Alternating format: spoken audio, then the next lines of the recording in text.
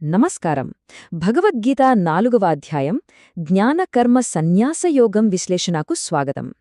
ఈ అధ్యాయం కేవలం ఏదో ప్రాచీన గ్రంథ పఠనం కాదు సుమా. ఇది మన రోజువారీ కర్తవ్యాలను ఎలా నిర్వహించాలి, ఆ దైవిక జ్ఞానాన్ని ఎలా పొందాలి అని చెప్పే ఒక అద్భుతమైన గైడ్. ఏమాత్రం ఆలస్యం చేయకుండా నేరుగా విషయంలోకి వెళ్ళిపోదాం.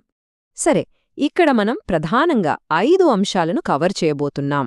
భగవంతుని అవతరణ, కర్మ వెనుక ఉన్న అసలు రహస్యం, యజ్ఞమనే భావన, ఆ తర్వాత జ్ఞానం యొక్క గొప్పతనం, చివరగా మన కర్తవ్య నిర్వహణ.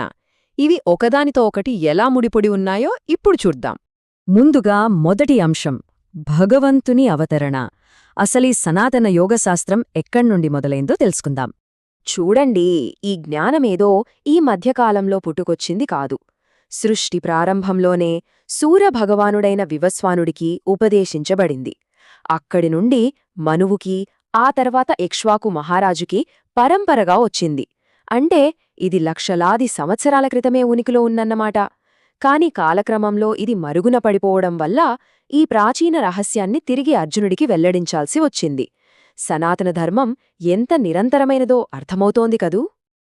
ఇక ఇక్కడ అసలు ప్రశ్నేంటంటే, భగవంతుడు ఈ భౌతిక లోకంలో ఎందుకు అవతరించాలి?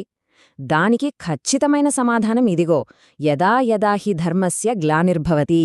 అవును, ధర్మం క్షీణించి అధర్మం పెరిగిన ప్రతిసారి సజ్జనులను రక్షించడానికి, దుర్మార్గులను శిక్షించడానికి ఆ దైవిక శక్తి స్వయంగా వస్తుందని చాలా స్పష్టంగా చెప్పబడింది.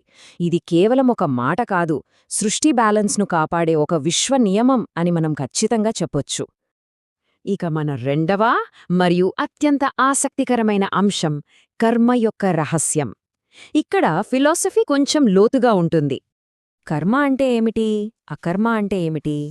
వినడానికి చాలా సింపుల్గా అనిపిస్తాయి కదా. కానీ మీకు తెలుసా, ఈ 2 ప్రశ్నల దగ్గర ఎంతోమంది ఉద్దండ పండితులు, వివేకవంతులు కూడా పూర్తిగా కన్ఫ్యూజ్ అయిపోతుంటారు.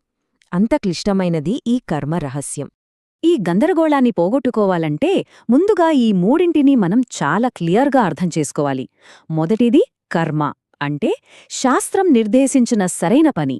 రెండవది వికర్మ అంటే ఏది చెయ్యకూడదో ఆ తప్పు పని.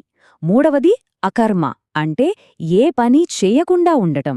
మన జీవితంలో బాధ్యతలు నిర్వర్తించేటప్పుడు ఎటు వెళ్లాలో తెలియని అయోమయం రాకుండా ఉండాలంటే ఈ మూడింటి మధ్య తేడా ఖచ్చితంగా తెలిసి తీరాలి.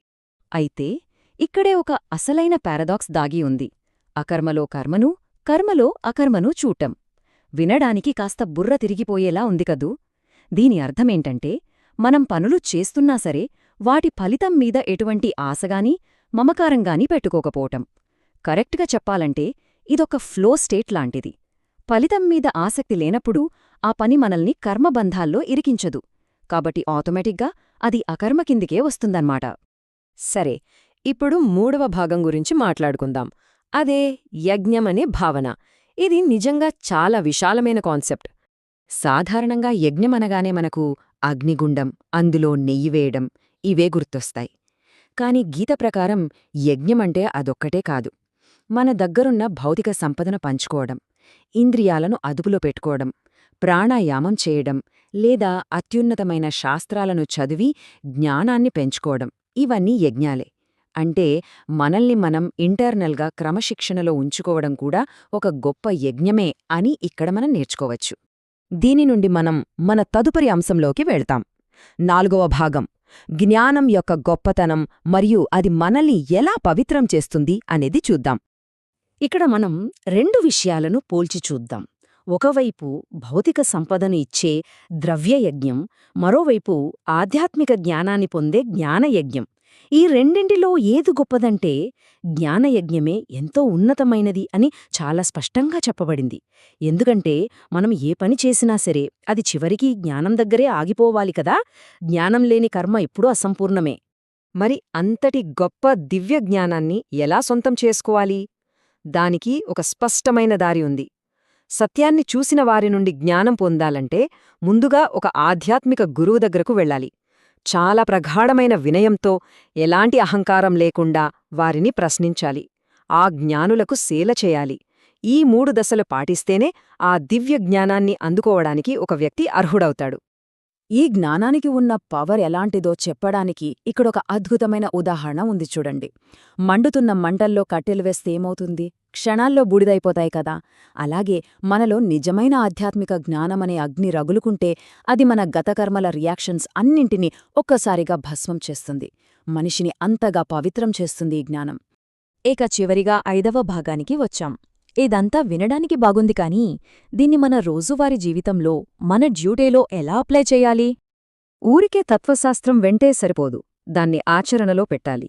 అందుకే అజ్ఞానాన్ని వదిలేయండి, జ్ఞానమనే కత్తితో మీ మనసులోని సందేహాలను కోసేయండి, ధైర్యంగా లేచి నిలబడి మీ కర్తవ్యాన్ని మీరు చెయ్యండి అని ఇక్కడొక పవర్ఫుల్ ఆదేశం ఇవ్వబడింది. మనలో ఉండే భయం, సందేహం, అజ్ఞానం ఈ శత్రువులను చంపేయడానికి అసలైన ఆయుధం ఈ జ్ఞానమే అని మర్చిపోకండి. మరి ఈ విశ్లేషణను ముగించే ముందు మీకందరికీ ఒక చిన్న ప్రశ్న. మన రోజువారీ జీవితంలో ఎదురయ్యే పోరాటాలను సవాల్ చేయడానికి ఈ జ్ఞానమనే కత్తిని పట్టుకోవడానికి మనం నిజంగా రెడీగా ఉన్నామా? భగవద్గీత 4వ అధ్యాయం అందించిన ఈ అద్భుతమైన విజ్ఞానాన్ని ప్రాక్టికల్గా అప్లై చేస్తామా? ఒక్కసారి ఆలోచించండి. ఈ విశ్లేషణ విన్నందుకు చాలా థ్యాంక్స్. మళ్ళీ మరో ఆసక్తికరమైన అంశంతో కలుద్దాం.